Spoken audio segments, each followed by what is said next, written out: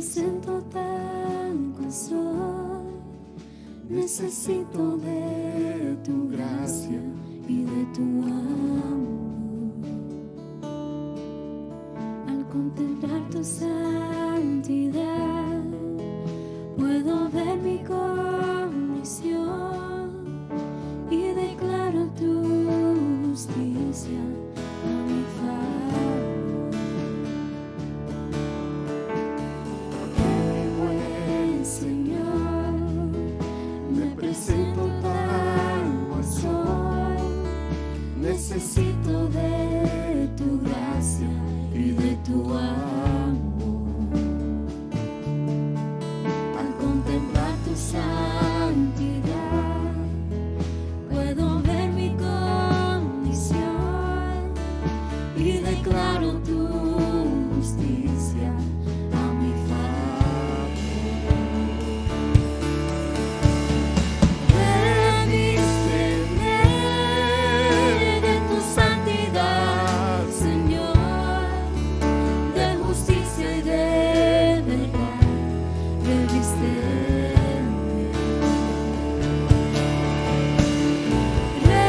Revísteme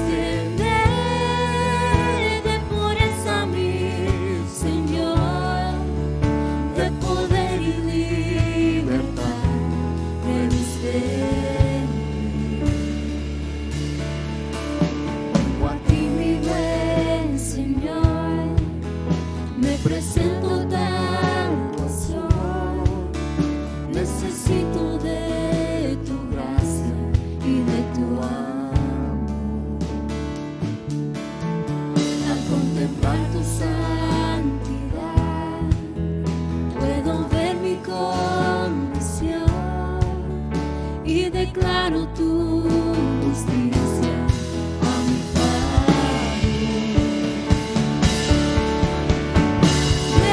Revísteme de tu santidad, Señor, de justicia y de verdad. Revísteme.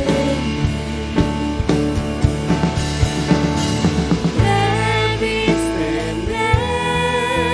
de pureza, mi Señor, de poder y libertad. Revísteme.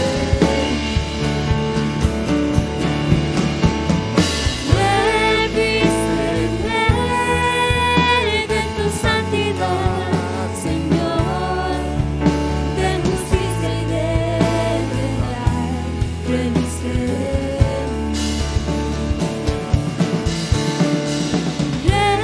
Revísteme de pureza, mi Señor, de poder y libertad. Revísteme. De poder y libertad. Revísteme. De poder y libertad. Revísteme.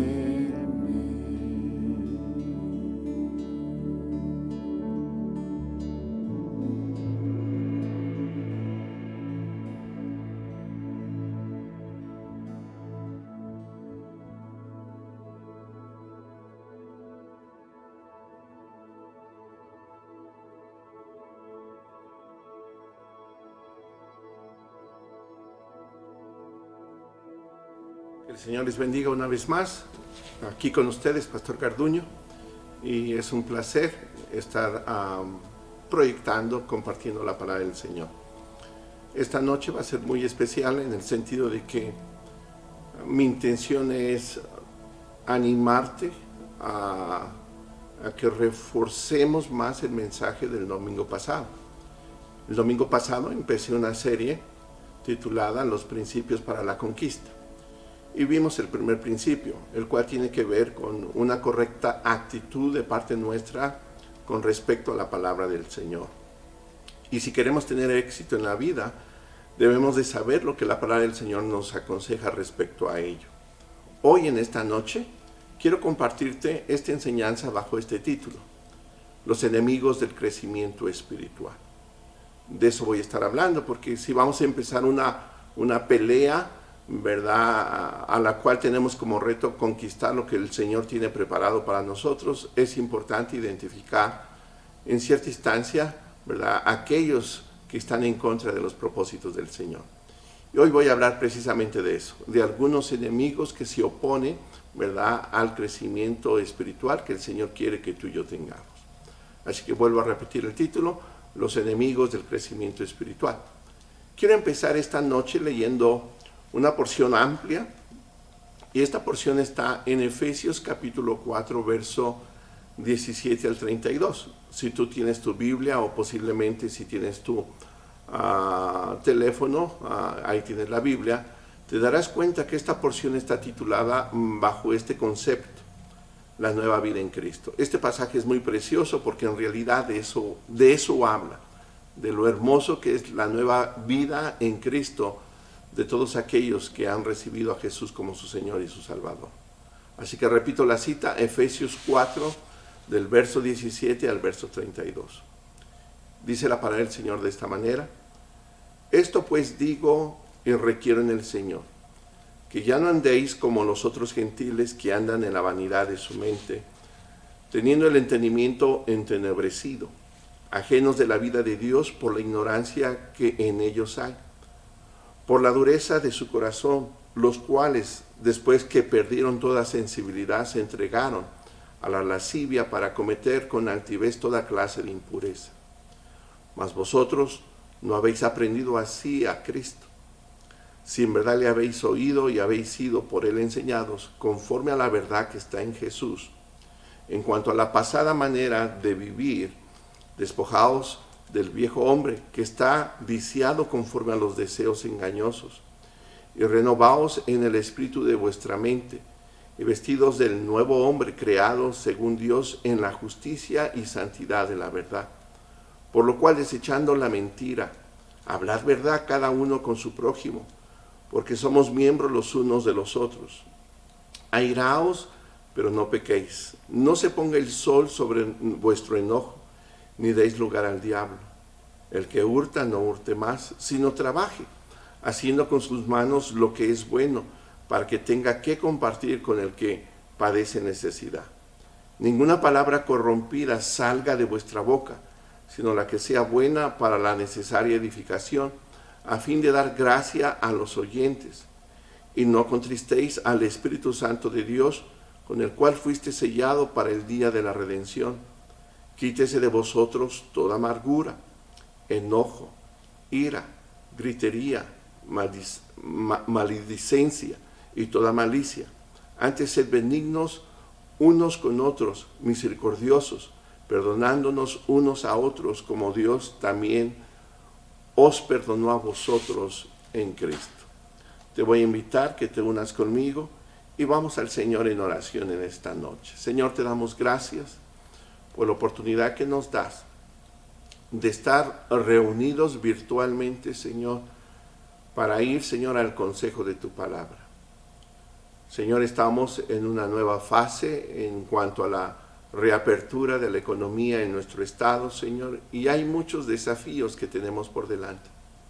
Desafíos de carácter personal, desafíos en el núcleo de la familia, desafíos, Señor, en el área de nuestro trabajo, Señor, desafíos, Señor, en nuestra iglesia, alrededor, Señor, del ministerio que has depositado en nuestras manos, Señor, y necesitamos estar equipados, Señor. Necesitamos de tu gracia y de tu bendición, Señor. Necesitamos hoy más que nunca, Señor, tener conocimiento claro del consejo tuyo, Señor. Queremos agradarte, queremos conquistar, Señor, aquellas cosas que tienes, Señor, preparadas para nosotros, sin que éstas conquisten nuestro corazón, Señor. Así que guíanos por tu Santo Espíritu y en tu misericordia, Señor. Te pedimos, Señor, que nos ayudes a aprovechar cada momento que nos das, Señor, y que lo disfrutemos, Señor, estando, Señor, cerca de ti, a tus pies, tratando de conocer cada vez más en una forma profunda, Señor, cuál es tu voluntad para nosotros. En el nombre precioso de Jesús, Señor, solicitamos tu bendición en esta noche. te damos gracias.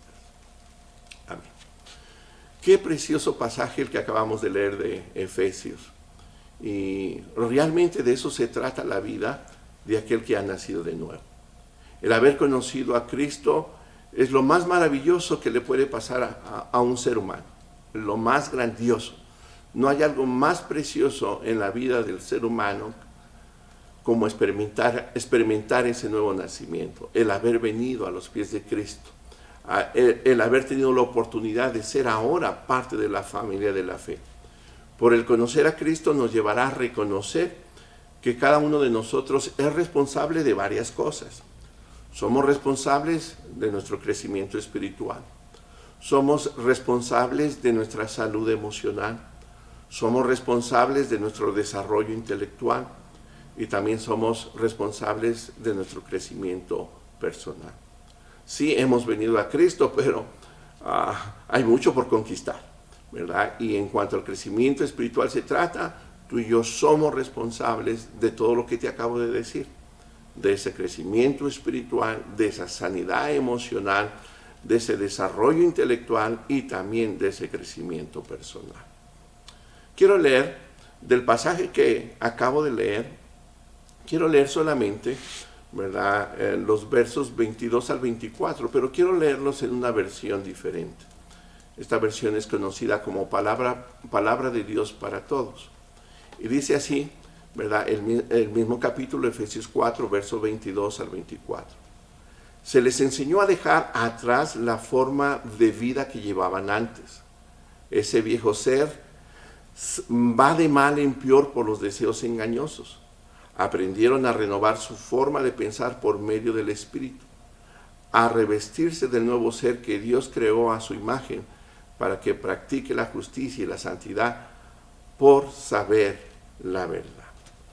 Indudablemente hay muchas cosas que están contrarias al crecimiento y desarrollo espiritual que el Señor tiene, ¿verdad?, preparado para nosotros. El Señor nos ha regalado la salvación, pero no por eso como que hay un olvidón de todo el pasado. Hay cosas que se oponen a ese crecimiento. Hay cosas que se oponen a ese desarrollo espiritual, ¿verdad?, el cual Dios desea para ti y para mí. Por eso Cristo victoriosamente dio su vida en la cruz del Calvario, para que tú y yo podamos hacer más que vencedores en Cristo Jesús.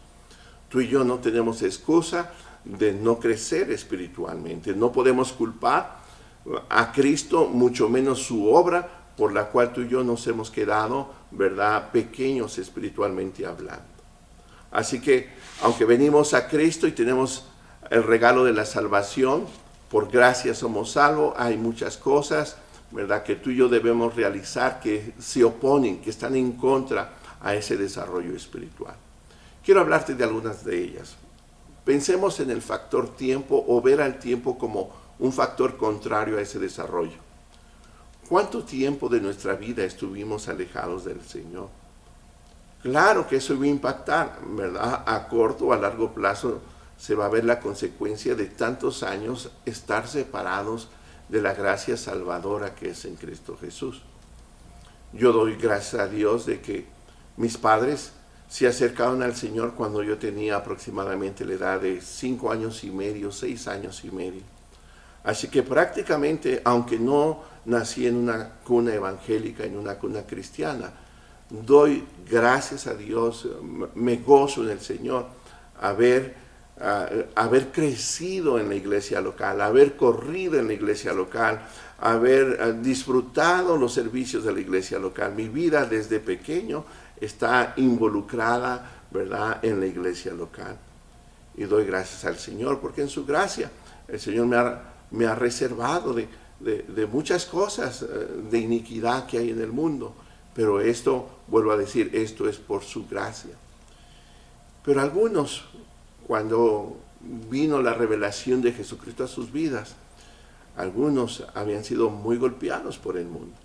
Entonces siempre algo que se opone en el desarrollo espiritual de nuestras vidas es precisamente ese factor tiempo, ¿verdad? ¿Cuánto tiempo estuvimos alejados de la gracia salvadora que hay en Cristo Jesús? Algunos vivieron por muchos años entregados a las vanidades de este mundo. Y las consecuencias no son buenas. El diablo siempre te va a prometer lo mejor, ¿verdad? Yo veo cuando las gentes se envuelven en sus fiestas, en sus drogas, en sus licores, alcoholes, lo que sea, piensan que eso es gozar la vida, ¿verdad? Es lo que Satanás les ha hecho creer, pero realmente el único que puede dar plenitud de paz, plenitud de gozo es Jesucristo. Entonces el factor tiempo es algo que tenemos que realizar, ¿verdad? Es crítico, ¿verdad? En el desarrollo que tenemos por delante. Otra situación crítica, ¿verdad? Y que estorba en el crecimiento y desarrollo espiritual nuestro es la gravedad de nuestros actos pecaminosos. Claro que sí. Si estuvimos errantes en el mundo, ¿verdad? Y fuimos presa de actos pecaminosos, bueno, aunque pecado es pecado, déjame decirte, hay pecados que dejan consecuencias más graves, ¿verdad? Y la profundidad de esos pecados a veces, ¿verdad?, vienen a refrenarnos para crecer, ¿verdad?, espiritualmente. Y tenemos que asearnos del Señor más que nunca, tenemos que ir a su palabra, ¿verdad? Es la única manera que tú y yo seremos libres, ¿verdad?, en cierto aspecto para no tener estorbo en nuestra vida cristiana. Otra situación que está en contra es la gravedad de los daños que cometimos hacia otras personas. Y eso es triste, es demasiado triste. Estamos en un mundo caído, nadie de nosotros es perfecto, aunque bien es cierto que a veces se requiere, ¿verdad?, que para que un mal participe de dos personas, la verdad es que cada uno de nosotros debe de tomar responsabilidad por sus acciones. Y cuando uno se da cuenta y uno empieza a tomar responsabilidades de sus acciones del pasado, cuán dolorosos son aquellas acciones que produjeron mal a otros o daño a otros. Y si la gracia del Señor no ha sido, ¿verdad?, una realidad en la vida de esos otros, muchas veces tenemos que aprender a vivir la vida cargando ese dolor, esperando que el Señor obre en las otras personas para sentir su perdón, para sentir su misericordia, como la que hemos sentido de la gracia, ¿verdad?, de nuestro Señor Jesucristo. Así que, indudablemente, el mundo tiene cierta influencia o tuvo cierta influencia en nuestras vidas en el tiempo pasado, ¿verdad? Y todo lo que vivimos en el pasado seguramente van a ser cosas que tú y yo tenemos que confrontar, ¿verdad?, para buscar esa completa libertad que es en Cristo Jesús, ¿verdad? Y entre más estemos metidos en su palabra, estaremos más armados para lidiar esa situación. Lo que sí es cierto, por lo menos te digo, no sé si alguna de estas cosas han refrenado tu crecimiento espiritual, pero algo es seguro el día de ahora. Y eso que es seguro no solamente es para ti que me estás escuchando, es para mí también. Y lo que es seguro es que tenemos un reto, hoy tenemos un reto, y el reto es que tú y yo no vivamos más apartados de la presencia del Señor, que tú y yo no nos apartemos de la presencia o de la gracia de nuestro Señor Jesucristo. Que tú y yo no nos separemos por nada, por ninguna situación de nuestro Señor Jesucristo, ¿verdad? Y en la medida que nosotros vamos caminando en esa gracia, asegurarnos que aprendemos a ser fiel delante de nuestro Señor Jesús. Así que en medio de ese dilema, en medio de esa lucha, de saber confrontar aquellas cosas, ¿verdad?, que quedaron atrás, ¿verdad?, y que en cierto momento quieren poner freno, bueno, lo que es cierto es que tú y yo tenemos el reto de no separarnos de nuestro Señor Jesucristo y aprender a ser fiel para Él, para la gloria de Él. Por eso hoy quise hablar de algunos enemigos del crecimiento espiritual. El primer enemigo es el emocionalismo. Así que si tú pensabas que iba a hablar de los demás como enemigos, no. Mejor prefiero hablar de aquellas cosas que están dentro de nosotros que se oponen al desarrollo espiritual que el Señor quiere que tú y yo disfrutemos. El emocionalismo, déjalo defino. El emocionalismo es la tendencia de enfrentar la vida en base a nuestras emociones. Esto nos inhabilita y nos estorba para responder correctamente con las decisiones basadas en principios bíblicos. El emocionalismo es el primer enemigo que estamos viendo. Y déjame decirte, todos por naturaleza, ¿verdad? Tenemos emociones, tenemos una alma, y en ese compartimiento de nuestra alma hay un sector emotivo. Tenemos emociones. Conocemos emociones muy agradables, ¿verdad? Como la alegría, ¿verdad? La felicidad, el gozo. Esas emociones nos gustan a todos. Pero conocemos la tristeza, conocemos la ira, el enojo. Así que, en cierto sentido, nadie se escapa de este enemigo, pero debemos identificarlo. ¿Por qué? Porque si tú y yo nos vamos sobre el emocionalismo, tristemente nuestra vida va a estar definida por nuestros sentimientos y no por la verdad que la palabra del Señor nos marca y nos dicta. Nuestro vivir emocionalista, en una forma de emocionalismo, ¿verdad? Lo que va a hacer es que nos va a inhabilitar de hacer lo correcto. Aún a pesar que en el fondo queramos tú y yo agradar al Señor, el hacer caso a esas emociones, ¿verdad? Y no a lo que la palabra del Señor nos dicta, nos pone en una situación de riesgo. Algunos respondemos en base a nuestra codependencia emocional, ¿verdad? Con ira. Algunos lo hacen con sarcasmo, algunos lo hacen con burla. Otros terminarán llorando, otros terminarán aislándose de los demás, ¿verdad? Y tristemente algunos terminarán hasta deprimiéndose. Qué triste es la codependencia emocional. Siempre que hablo de esta situación de emocionalismo, recuerdo a mi hijo mayor, cuando iba en la secundaria, ¿verdad? Muy temprano salía, abría la puertita que da al patio, salía y yo lo veía y estaba parado, era muy tempranito, ¿verdad? Y cuando cuestioné por qué estaba afuera y por qué estaba ahí en vez de estar arreglándose, llegué a entender que él estaba más o menos midiendo cómo estaba el clima o cómo iba a estar el clima para saber qué se iba a poner de vestir, cómo se iba a vestir, qué pantalón, qué playera, si iba a llevar suéter, no iba a llevar suéter. A mí me dio tanta risa cuando descubrí que esa era la razón por la cual estaba afuera. Pero déjame decirte, muchos de nosotros somos así. Cuando tenemos esa codependencia emocional, queremos hacer locamente las cosas, ¿verdad? Con mucha alegría cuando nos sentimos movidos a hacerlas por la alegría. Oh, pero cuando nos sentimos mal, no queremos hacer aquellas cosas que debemos hacer. Qué tristeza es codepender de sus emociones. Cuando no aprendemos a tener control de nuestras emociones, tristemente, estas terminarán controlándonos. Fíjate, si tú eres codependiente emocional y las emociones terminan controlando, aún controlarán tus acciones en el matrimonio, ¿verdad? Y cuando tu matrimonio es controlado por emociones, déjame decirte, ese matrimonio está en peligro. Por eso es importante que tú visualices, ¿verdad? Si eres, ¿verdad? Tienes esa tendencia todavía de tomar resoluciones basada a tus sentimientos. Controlarán los detalles simples de la vida, como el comprar.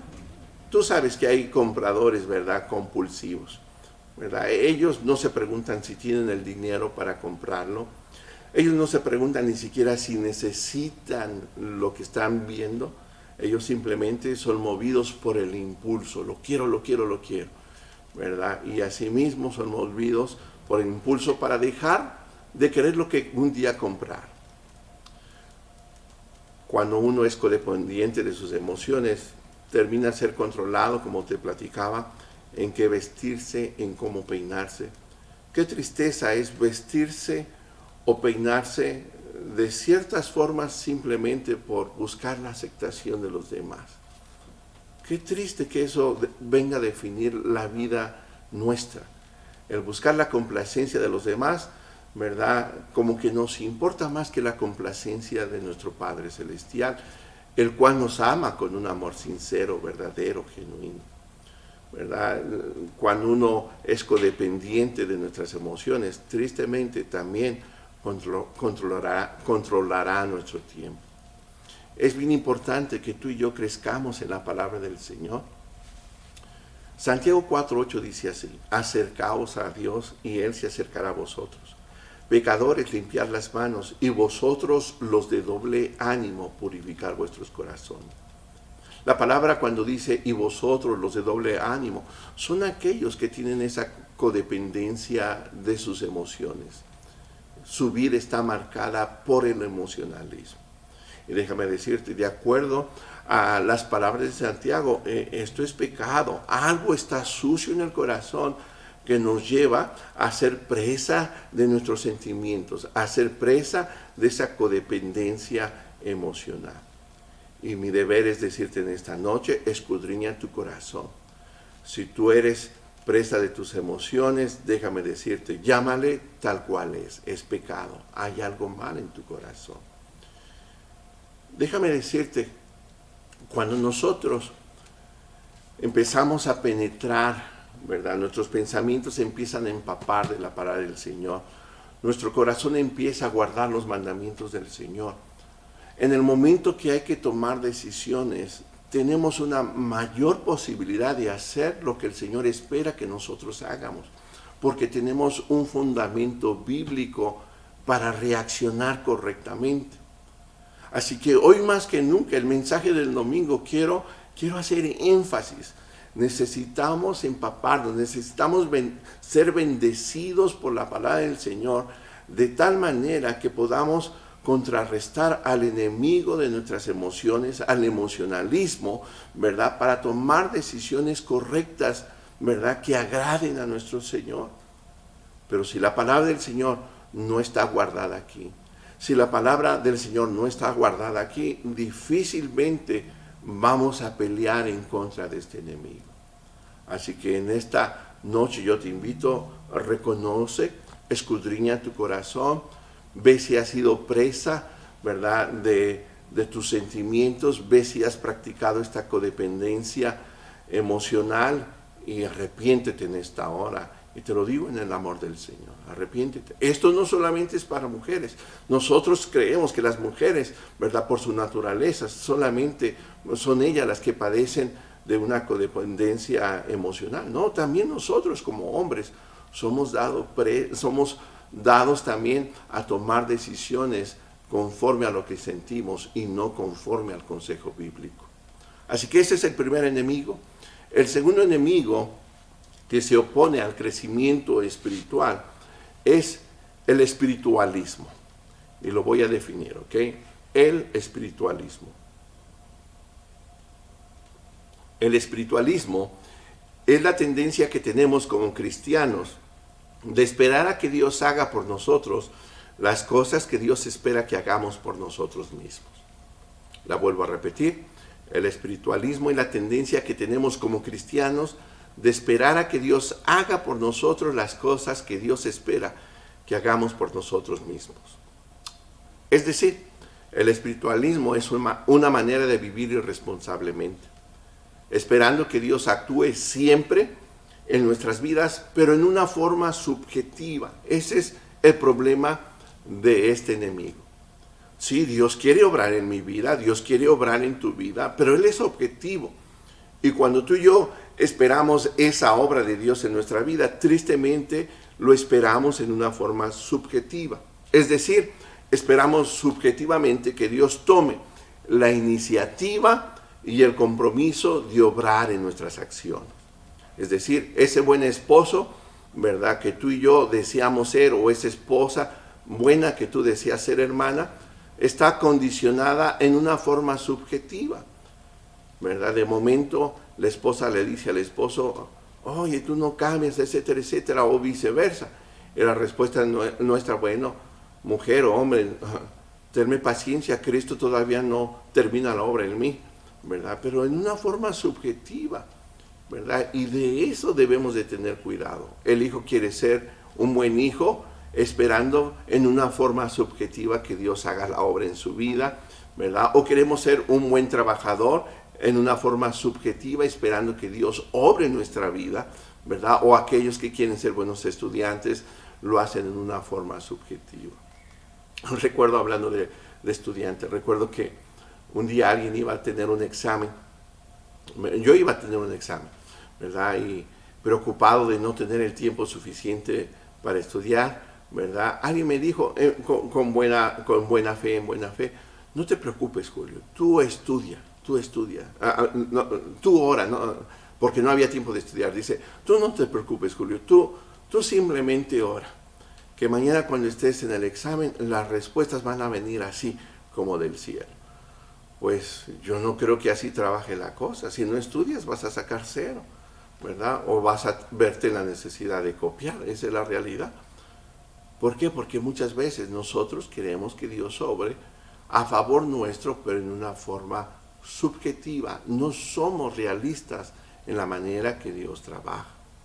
Y aunque es cierto, quiero repetir esto, quiero aclarar esto, aunque es cierto que el Señor toma la iniciativa y el compromiso de cumplir su propósito en nosotros, tú y yo debemos de entender que Él objetivamente, no subjetivamente, nuestro Dios objetivamente pone todos los recursos a favor nuestro para que tú y yo nos desarrollemos espiritualmente y tú y yo podamos crecer espiritualmente.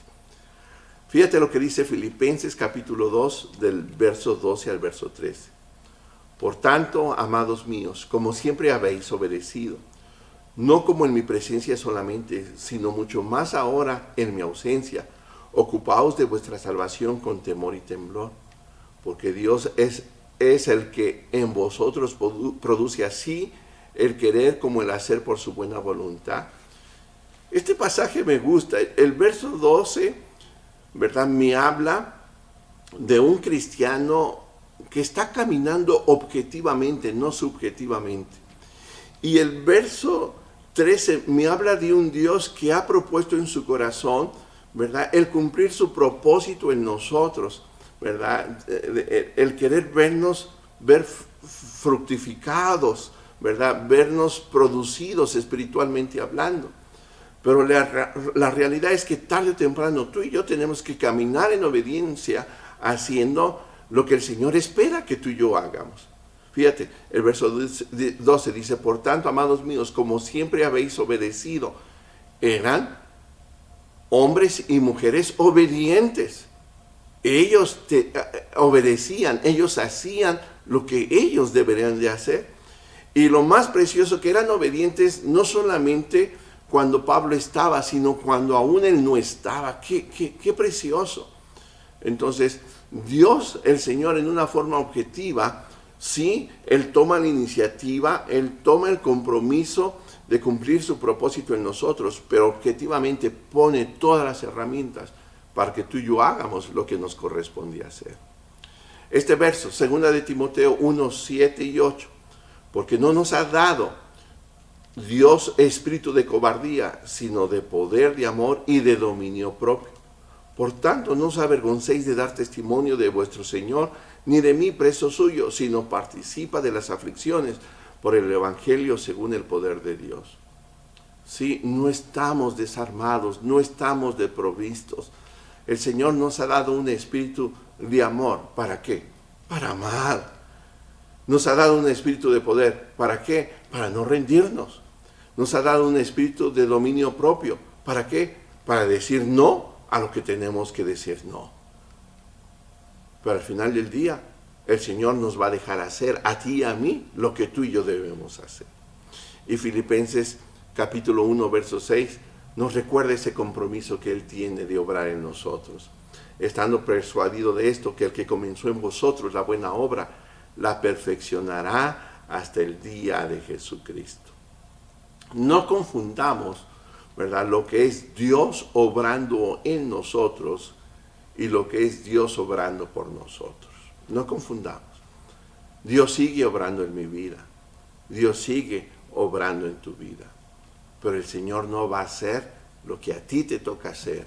El Señor no va a hacer por mí lo que a mí me toca hacer.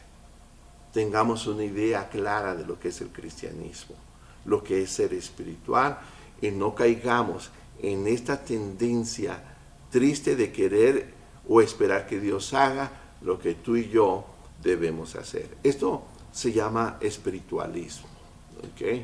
O lo definimos así. No caigamos aún todavía peor cuando tú y yo estamos en peligro yo le he titulado, aquí le he marcado, cuando caemos en esa situación de doble pecado. ¿A qué me refiero? El colmo de los colmos es que en esta tendencia de espiritualismo no hacemos lo que Dios espera que nosotros hagamos y tristemente, ¿verdad? Muy espirituales, entre comillas, queremos hacer lo que Dios solamente puede hacer. Y tengamos cuidado, como una iglesia carismática, como en un toque carismático, tengamos cuidado. Porque Dios es el Todopoderoso y ya hay cosas que solamente a Él le corresponden hacer. Pero hay cosas que a ti y a mí nos tocan hacer. Y Él no las va a hacer por nosotros. Él espera obediencia. Él espera, ¿verdad?, que tú y yo respondamos, ¿verdad?, fielmente a lo que Él nos ha mandado. Dios nos ha entregado la responsabilidad de vivir a la altura que debemos de vivir. Y un buen ejemplo de esto lo encontramos en 2 de Timoteo, capítulo 2, verso 1 al 7. Tú pues, hijo mío, esfuérzate en la gracia que es en Cristo Jesús. Lo que has oído de mí ante muchos testigos, esto encarga a hombres fieles que sean idóneos para enseñar también a otros. Tú pues sufre penalidades como buen soldado de Jesucristo. Ninguno que milita se enrede en los negocios de la vida a fin de agradar a aquel que le tomó por soldado. Y también el que lucha como atleta no es coronado, sino lucha legítimamente. El labrador, para participar de los frutos, debe de trabajar primero. Considera lo que digo y el Señor te da entendimiento en todo. Si te fijas en este pasaje, empieza con una gran invitación a esforzarnos en la gracia que hay en Cristo Jesús. Sin querer hacer lo que Él solamente puede hacer, sin querer hacer lo que solamente a Él le corresponde hacer, el deber tuyo, el deber mío es esforzarnos en esa gracia. Y todos los versos de abajo, ¿verdad?, incluyendo del 3 hasta el verso 6, nos da ejemplos de ese esfuerzo, de hacer lo que debemos de hacer o no hacer lo que no debemos hacer. Así que define muy bien en tu vida qué es el crecimiento espiritual que Dios tiene preparado para ti. Entre más entendimiento tengamos de su palabra, entre más conocimiento tengamos de cuál es la voluntad de Dios para nuestra vida, entonces tendremos mayor responsabilidad de vivir a esa altura. Y si tú eres un miembro de Roca Eterna, déjame decirte, el nivel de entendimiento que Dios nos ha dado aquí, por su gracia, ¿verdad?, es hermoso, pero eso te hace más responsable. Entre más entendimiento tengamos de las cosas que Dios espera de nosotros, más responsabilidad tenemos delante de Él. El tercer enemigo es la postergación. La postergación. La postergación es la tendencia que tenemos de dejar para mañana lo que debemos hacer hoy. Esta actitud es la razón principal por la cual muchos no salimos de la mediocridad en lo que hacemos. No tengo que hablarte mucho de esto.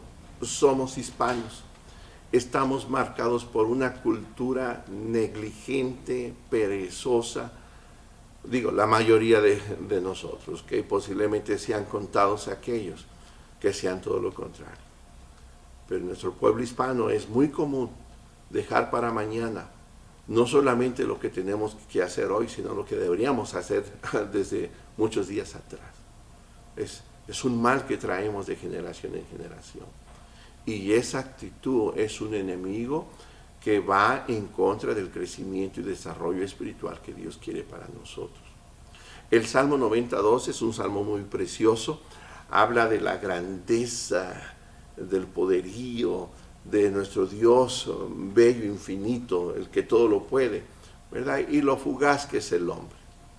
Pero hay un verso central en este salmo muy precioso. Dice, enséñanos de tal modo a contar nuestros días que traigamos al corazón sabiduría. Este salmo es acreditado a Moisés. Y en este salmo Moisés nos envía a que aprendamos de Dios Es decir, él lo diría, enséñame tú, oh Dios, no como enseña el mundo. Así diría Moisés, enséñame tú, oh Dios, no me enseñes como enseña el mundo. Yo quiero aprender de ti, Señor. Moisés, a través de este verso, nos envía a un maestro que no es mediocre. Nos envía a una escuela que no es mediocre. Lo curioso es que ni siquiera nos envía a él mismo. Nos envía al que todo lo sabe, al mejor de los maestros, al Padre Celestial. Muchos de nosotros aún no hemos aprendido a contar nuestros días. Esta es una gran tristeza. Muchos de nosotros aún no hemos aprendido a contar nuestros días. Son poquitos, son muy poquitos los que saben, los que han entendido sabiduría. Y tú y yo podemos darnos cuenta, ¿verdad?, de muchas cosas. Y tuvo que pasar una crisis como la que estamos viviendo para darnos cuenta que el hombre es efímero, ¿verdad?, en su existencia. El hombre no es tan fuerte como pensábamos que éramos. Aún nuestra nación, la cual amamos, Estados Unidos, no es tan fuerte, ¿verdad? Está sufriendo duro el golpe de esta pandemia. Pero bajo esta circunstancia, lo mejor que podemos pedir, Señor, dame de tu misericordia, enséñame, dame la habilidad de aprender a contar mis días. Y que ese entendimiento, esa enseñanza venga de Él. Hoy en día, fíjate, qué ironía, hoy en día el hombre puede contar la distancia que hay hacia el sol, la distancia que hay hacia la luna, la distancia que hay entre ellos, la distancia que hay hacia las estrellas, el tiempo que tardaría la luz de llegar de un punto a otro punto, pero tristemente, aún esa gente que tiene esa capacidad científica de contar todo esto, no tiene la capacidad de contar sus propios días. Solamente Dios puede darnos la sabiduría para contar. Puede darnos ese entendimiento para que tú y yo podamos evaluar lo que verdaderamente hay en nuestro corazón, para poder juzgar con rectitud nuestras acciones, nuestras reacciones, ¿verdad?, lo que hay en nuestra vida, ¿verdad?, en el día presente, cómo vemos el día de mañana. Solamente Dios puede, ¿verdad?, ayudarnos a comprender la realidad en nuestro corazón. Sería bueno que le pidieras al Señor esa sabiduría. Efesios 5:16 nos exhorta una vez más a tener la importancia del tiempo. Dice, mirad pues con diligencia cómo andáis, no como necios, sino como sabios, aprovechando bien el tiempo, porque los días son malos. Y Colosenses 4:5 hace eco al verso anterior, andad sabiamente para con los de afuera, redimiendo el tiempo. Quiero decirte, tú quieres combatir ese enemigo de dejar todo para mañana, el de postergar lo que tienes que hacer. Yo te invito, empieza a meterte seriamente a la palabra del Señor. Vimos 5 formas en las que somos bendecidos. Utilizamos la mano. Yo no sé a qué nivel estás, pero si no has empezado, empieza con escuchar con buena actitud, con oír la palabra del Señor, pero ya no lo dejes para mañana, ¿verdad? Porque el siguiente nivel, este nivel de oír te va a llevar al siguiente nivel y después vas a ir al otro nivel, pero no postergues, no más tu compromiso con la palabra del Señor. Necesitamos entender sabiduría, pero la verdadera sabiduría es la que viene de lo alto, la que viene de Dios. Es la única manera que vas a entrenarte, vas a prepararte para poder saber contar tus días, qué es lo que hay en tu corazón.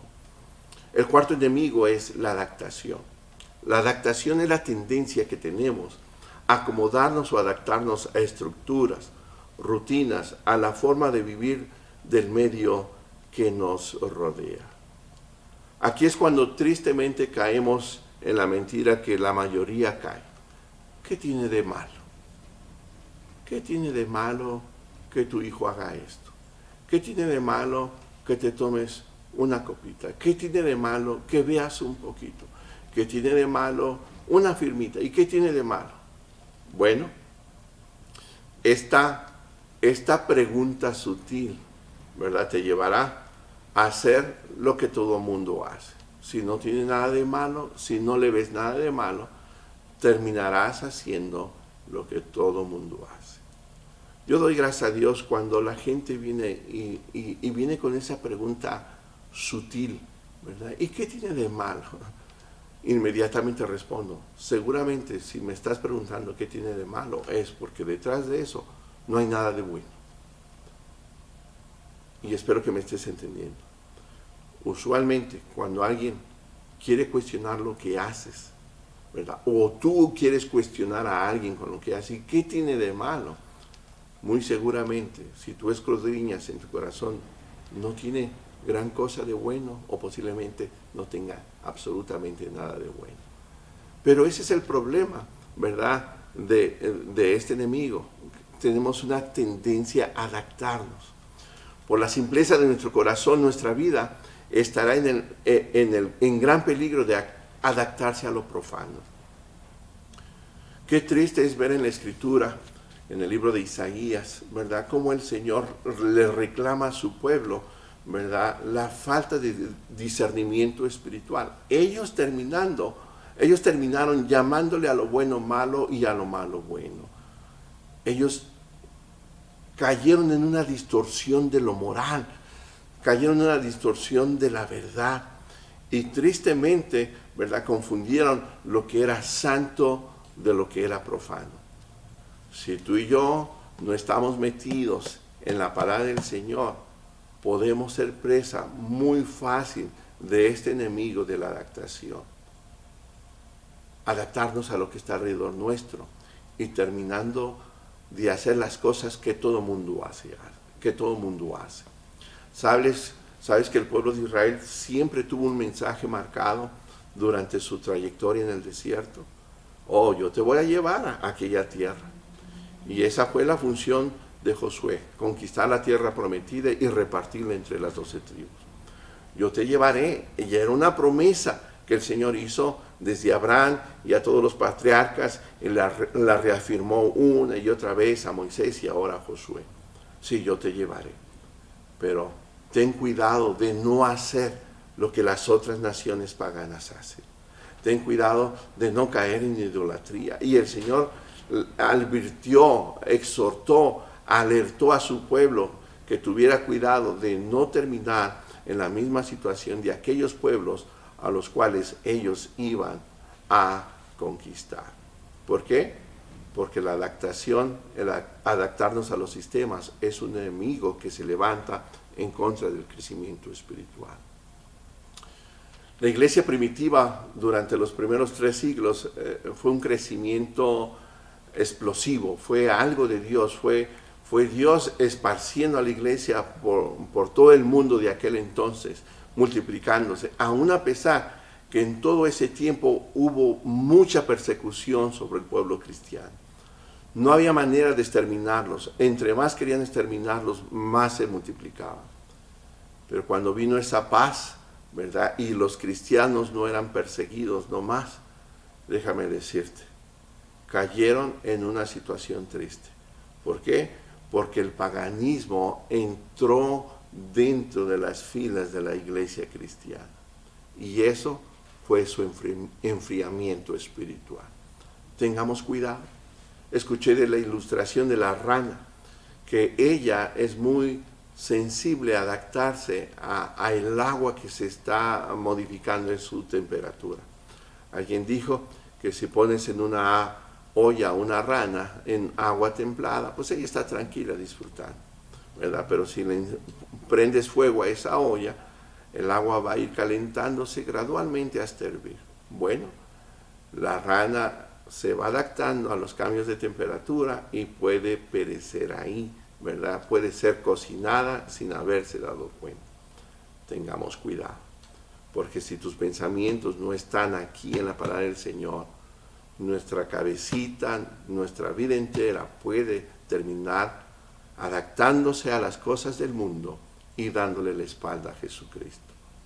Pablo dice en Romanos 12, verso 2, no os conforméis a este siglo, sino transformados por medio de la renovación de vuestro entendimiento, para que comprobáis cuál es la buena voluntad de Dios, agradable y perfecta. Así que la única manera de renovar ese entendimiento es con la palabra del Señor. Renovando día a día tu entendimiento con la palabra del Señor, estás más equipado, más equipada para no caer en la trampa de la adaptación. El quinto enemigo y el último es la religiosidad. La religiosidad es la tendencia de creer que por la práctica de determinadas formas religiosas seremos mejores personas. Y en el peor de los casos es el creer que seremos mejor que aquellos que no practican lo que nosotros hacemos. Cuidado con este enemigo. La religiosidad es tener creencias que tristemente la mayoría de las veces no se convierten en una vivencia, en algo que realmente disfrutamos. Es algo que te marca, pero no hay disfrute en hacerlo.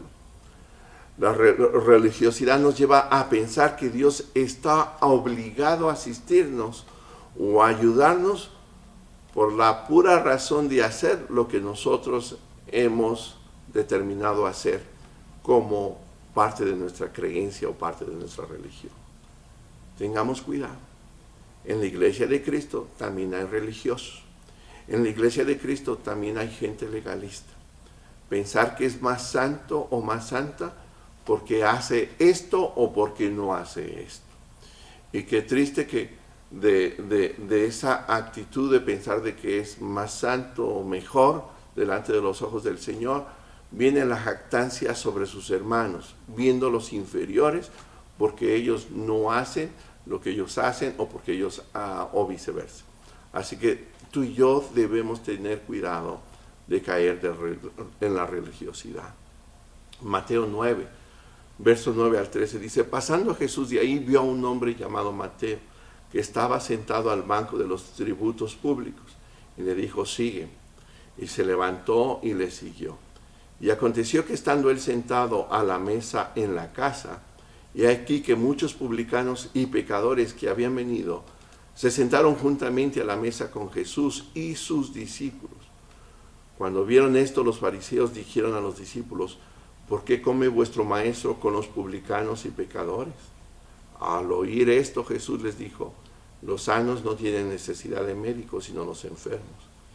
Id pues y aprended lo que significa misericordia quiero y no sacrificio, porque no he venido a llamar a justos, sino a pecadores al arrepentimiento.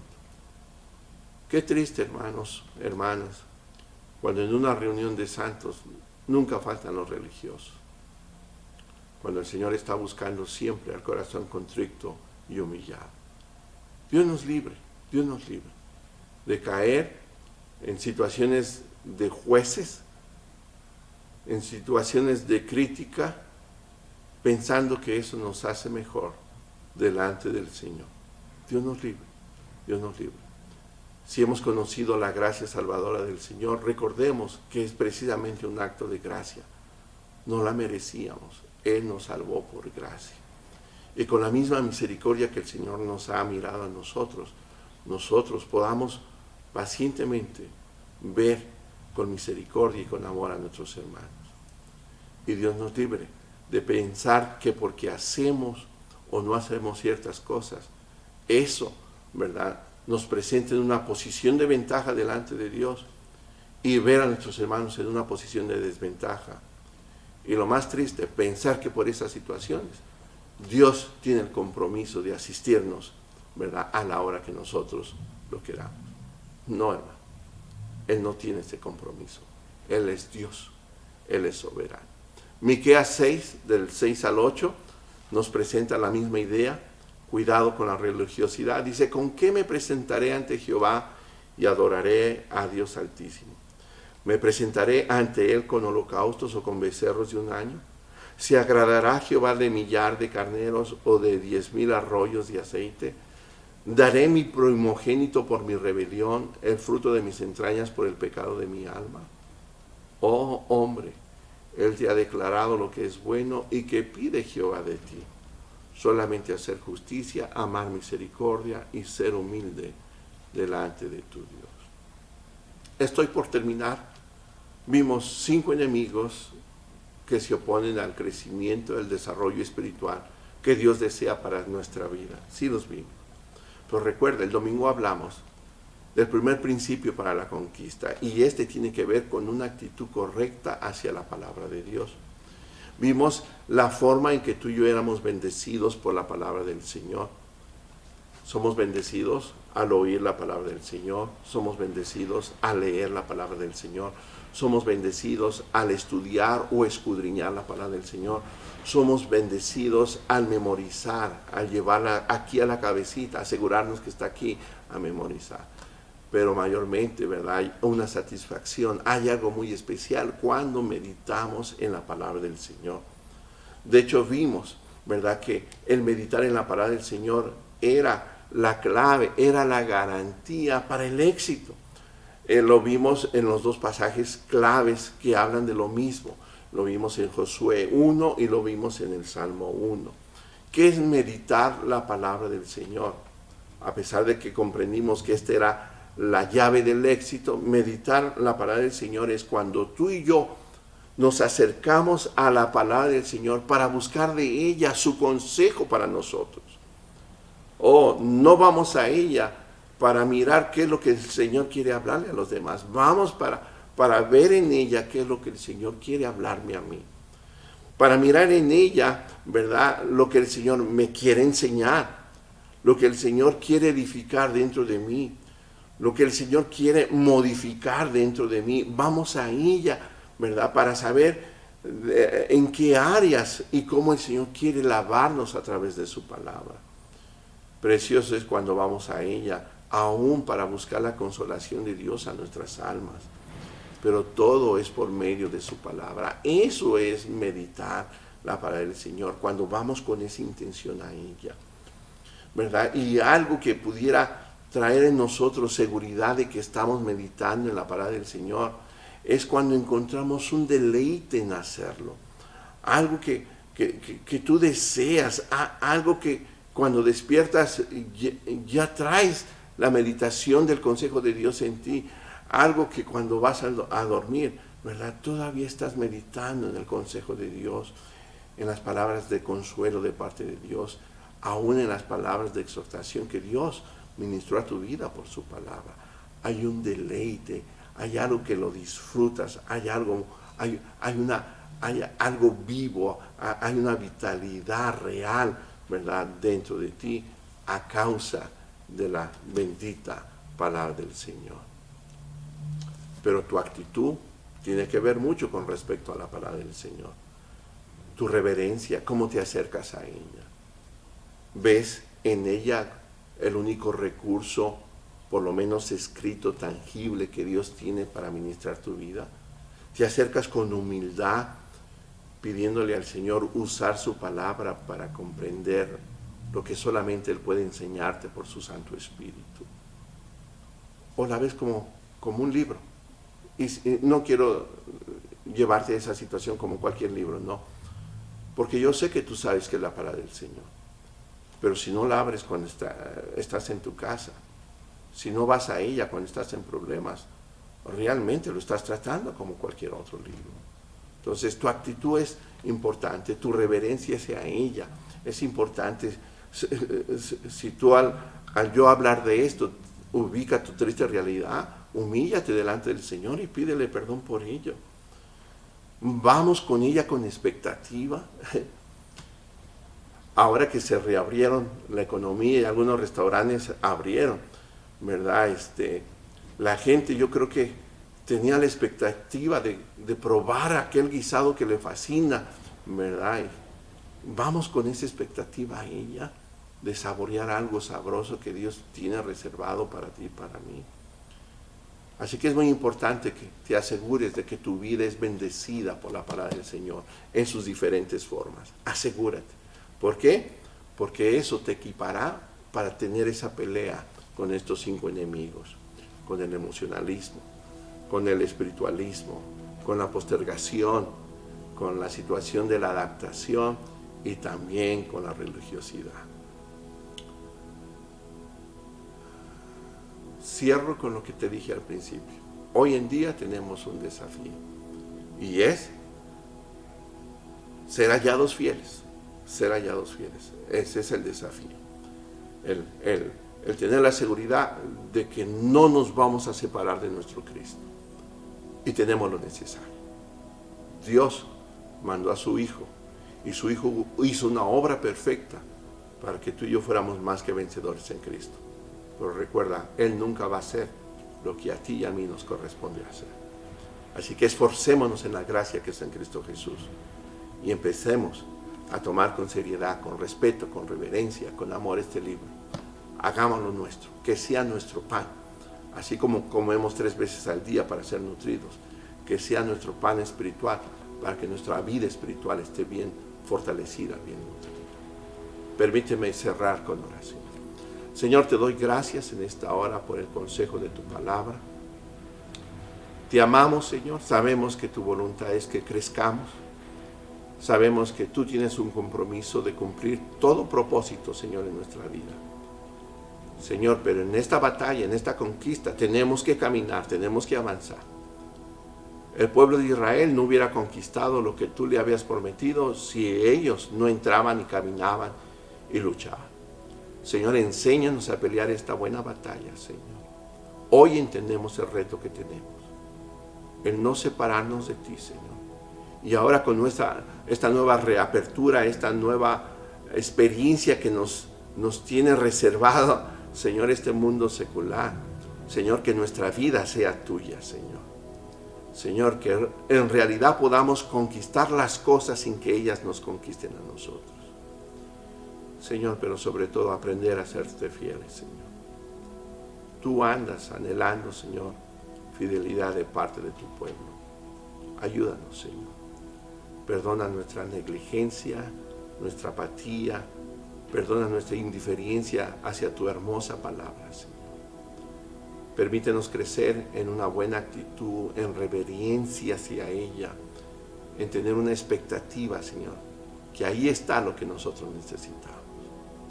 E ir con esa expectativa, Señor, hacia ella. Te doy gracias, Señor, en el nombre precioso de Jesús.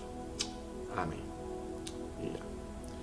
Iglesia, les amo en el amor del Señor. Les invito a estar activos en las reuniones del Zoom. Han sido muy preciosas las reuniones del Zoom. Y para el repaso de alguna predicación, no dejes de ir a nuestra página, Roca Eterna, lvchicaov.com.